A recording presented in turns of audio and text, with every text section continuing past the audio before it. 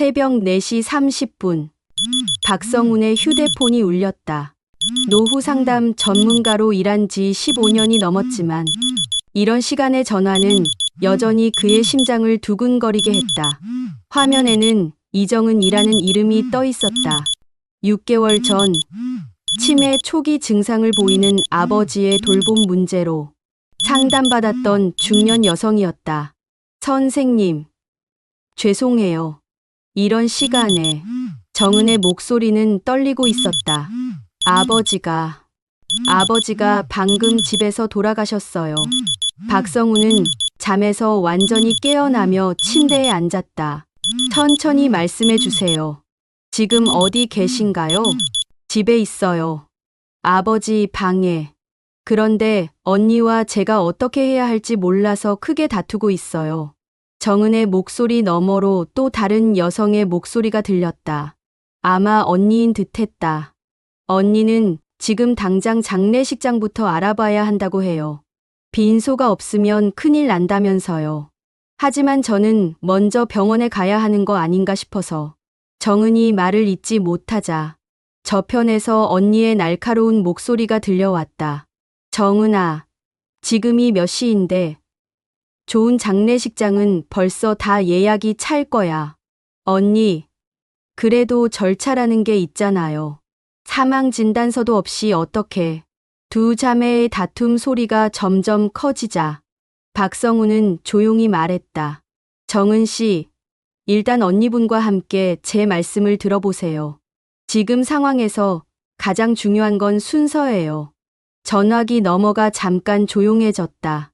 박성훈은 이런 상황을 수없이 목격해왔다. 가족의 갑작스러운 죽음 앞에서 사람들은 당황하고 각자 다른 우선순위를 두며 갈등하게 된다. 특히 자녀들은 무언가 해야 한다는 조급함에 휩싸여 정작 중요한 절차를 놓치곤 했다. 아버님이 언제쯤 돌아가신 것 같나요? 박성훈이 물었다. 새벽 3시쯤에 제가 화장실에 갔다가 아버지 방에서 이상한 소리가 나서 들어가 봤어요. 그런데 정은의 목소리가 다시 떨렸다.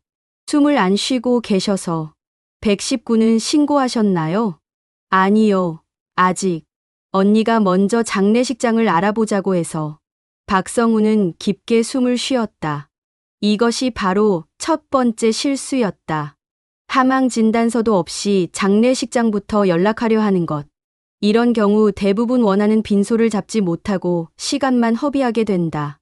정은 씨, 지금 가장 먼저 해야 할 일은 119 신고예요. 하지만 신고할 때 말하는 방식이 중요해요. 응급 상황이라고 하면 안 됩니다. 아니, 왜요?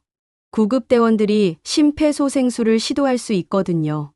이미 돌아가신 아버님께 그런 일이 일어나면 가족분들이 더 힘들어 하실 거예요.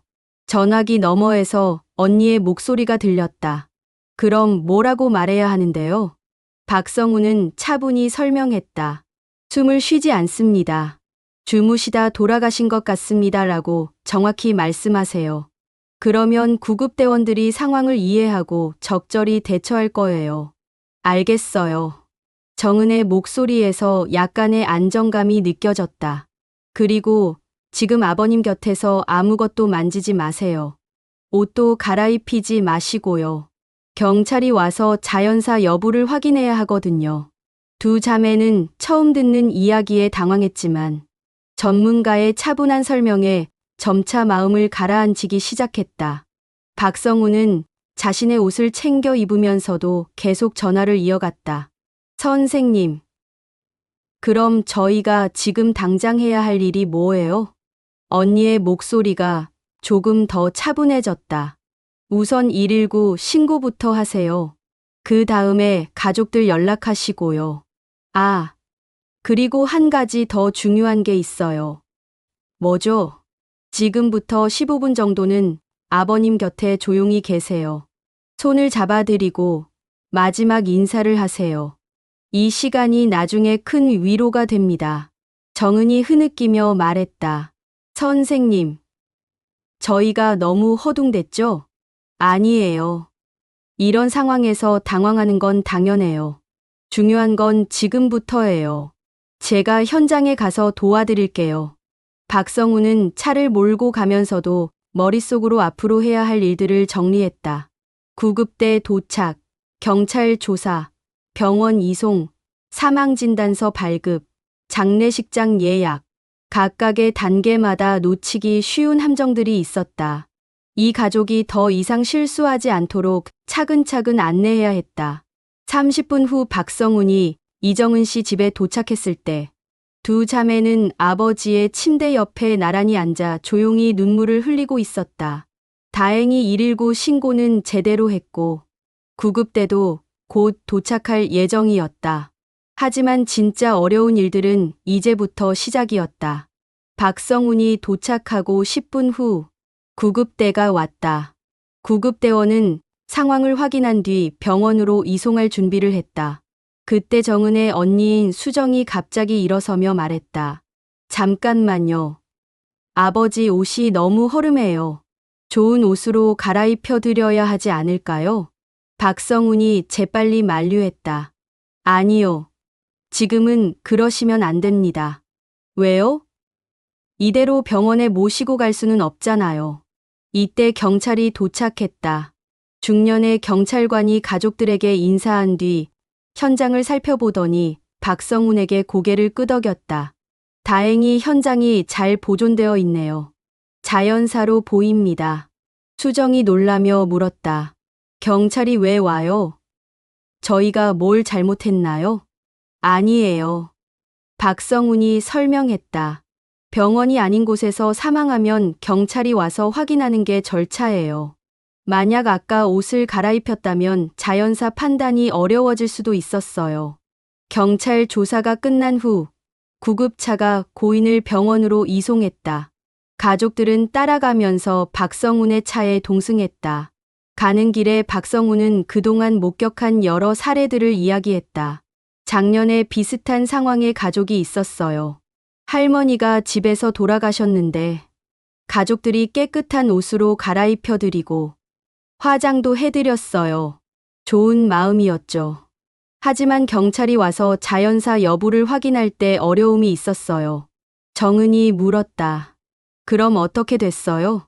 시간이 많이 걸렸어요. 추가 조사를 해야 했고 가족들도 여러 번 조사를 받았어요. 장례는 이틀이나 늦어졌죠. 수정이 한숨을 쉬었다. 우리도 그럴 뻔했네요. 그뿐만 아니에요. 어떤 가족은 119에 응급 상황이라고 신고했다가 큰 충격을 받았어요. 왜요? 구급대원들이 심폐소생술을 시작한 거예요. 이미 돌아가신 분인데도 가슴을 압박하고 전기 충격기까지 사용했어요. 가족들이 말릴 수도 없었죠. 법적으로 구급대원들은 생명을 살리기 위해 최선을 다해야 하거든요.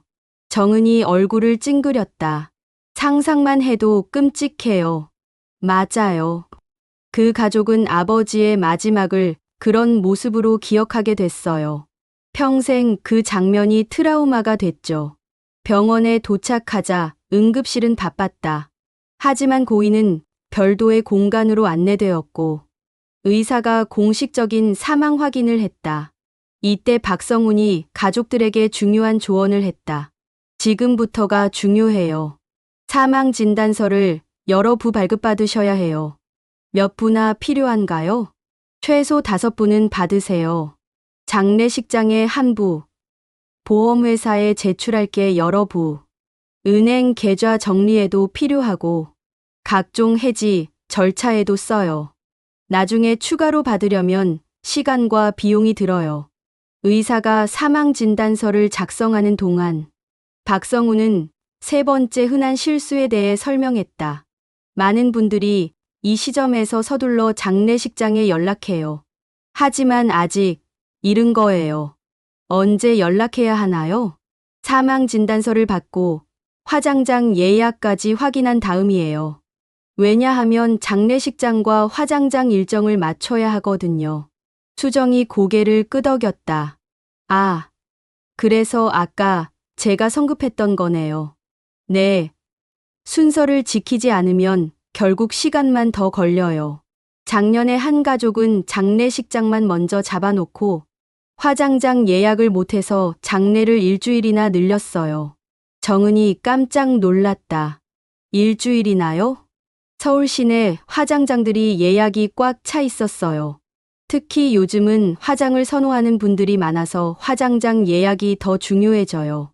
의사가 사망진단서를 건네주며 말했다. 고령이신 데다 지병도 있으셨고 자연사가 확실합니다. 가족분들께서 절차를 잘 지켜주셔서 수월했네요. 박성우는 미소를 지었다. 다행입니다. 그럼 이제 다음 단계로 넘어가죠. 가족들은 처음에는 당황하고 갈등했지만 전문가의 체계적인 안내 덕분에 실수 없이 첫 번째 관문을 통과했다. 하지만 앞으로 해야 할 일들이 훨씬 많이 남아 있었다. 병원에서 사망진단서를 받은 후 박성우는 가족들을 근처 카페로 안내했다. 이제부터는 차분히 앉아서 계획을 세워야 했다. 지금까지 첫 번째 단계는 잘 마쳤어요. 이제부터 본격적인 장례 준비가 시작됩니다. 박성훈이 노트를 펼치며 말했다. 정은이 물었다. 앞으로 뭘 해야 하는지 정말 막막해요. 걱정하지 마세요. 제가 15년 동안 정리한 4단계 시스템이 있어요. 이 순서만 지키면 혼란을 최소화할 수 있습니다. 박성우는 노트에 큰 숫자들을 적어가며 설명했다. 1단계는 방금 끝났어요. 119 신고, 경찰 확인, 병원 이송, 사망진단서 발급까지요. 이제 2단계로 넘어가야 합니다. 수정이 펜을 꺼내 메모하기 시작했다. 2단계가 뭐예요? 화장장 예약이에요. 많은 분들이 장례식장부터 예약하는데 이건 잘못된 순서예요. 왜 화장장이 먼저인가요? 박성훈이 자신의 핸드폰을 보여줬다. 지금 서울 시내 주요 화장장들의 전화를 걸어보세요. 가장 빠른 날짜가 언제인지 확인해 보는 거예요. 정은이 따라서 전화를 걸기 시작했다.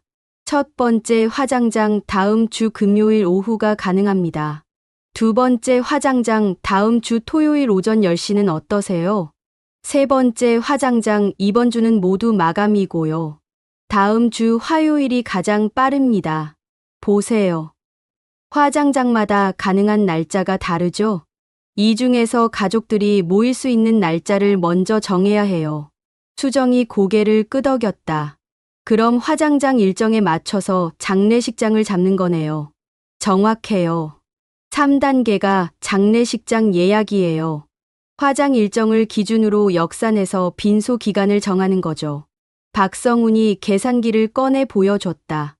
예를 들어 화요일 오전에 화장한다면 보통 3일장으로 하면 일요일에 입관, 토요일부터 빈소를 쓰는 거예요. 정은이 달력을 보며 말했다.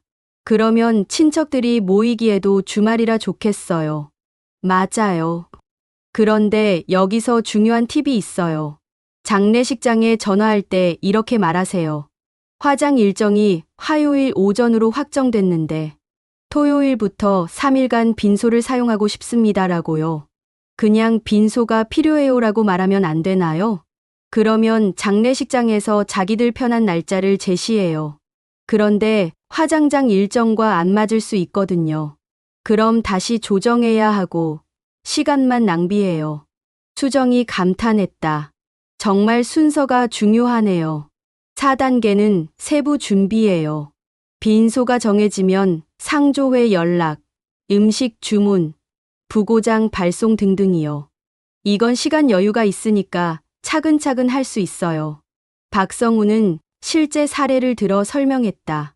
작년에 상담했던 김 씨 가족은 이 4단계를 정확히 지켜서 하루 만에 모든 예약을 끝냈어요. 반면에 순서를 어긴 박 씨 가족은 일주일 동안 계속 일정을 바꿔가며 고생했죠. 정은이 궁금해했다. 박 씨 가족은 뭘 잘못했나요? 장례식장부터 예약했어요. 장례식장을 취소하고 다시 잡으려니 원하는 곳에 자리가 없었어요. 결국 집에서 멀고 시설도 별로인 곳으로 가야 했어요. 수정이 한숨을 쉬었다. 우리도 그럴 뻔했네요. 그래서 제가 늘 강조하는 게 순서예요. 1단계는 법적 절차. 2단계는 화장장, 3단계는 장례식장, 4단계는 세부 준비. 이 순서만 지키면 90% 이상 성공이에요. 박성훈이 시계를 보았다. 지금 오전 9시예요. 화장장들이 업무를 시작했으니 바로 연락해 보세요. 빨리 예약할수록 선택의 폭이 넓어져요. 정은이 전화를 걸기 시작했다. 이번에는 더 체계적으로 접근했다. 안녕하세요. 화장 예약하려고 하는데요. 이번 주에 가능한 날짜가 있나요? 첫 번째 통화에서 수요일 오후 2시가 가능하다는 답변을 받았다. 두 번째 화장장에서는 목요일 오전 10시, 세 번째는 금요일 오전 11시였다. 어떤 걸 선택하시겠어요? 박성훈이 물었다. 수정이 가족들과 상의했다. 목요일 오전이 좋겠어요. 친척들이 모이기에도 적당하고요. 좋은 선택이에요. 그럼 목요일 오전 10시로 예약하세요. 화장장 예약이 완료되자 박성훈은 다음 단계를 안내했다. 이제 장례식장을 알아보죠. 목요일 오전 화장이니까 화요일부터 3일장으로 하면 어떨까요? 좋아요. 그럼 화요일부터 목요일까지 3일간 빈소를 차리기로 하고 고인께서 편안히 영면하시도록 우리 모두 노력합시다. 이렇게 혼란은 정리되고 우리는 무사히 장례를 마치고 각자의 생활로 돌아갈 수 있었다. 여러분도 갑자기 일이 닥치면 어떻게 해야 할지 몰라 우왕좌왕하며 남은 가족들 간의 갈등과 불화가 생길 수 있으니 오늘 이 영상을 보시고 차분히 현명하게 대처하시길 바랍니다. 오늘 영상이 도움이 되셨다면 구독과 좋아요 부탁드립니다. 내일도 모레도 또 다른 사연으로 돌아오겠습니다. 오늘도 평안한 하루 되시길 기원합니다. 감사합니다.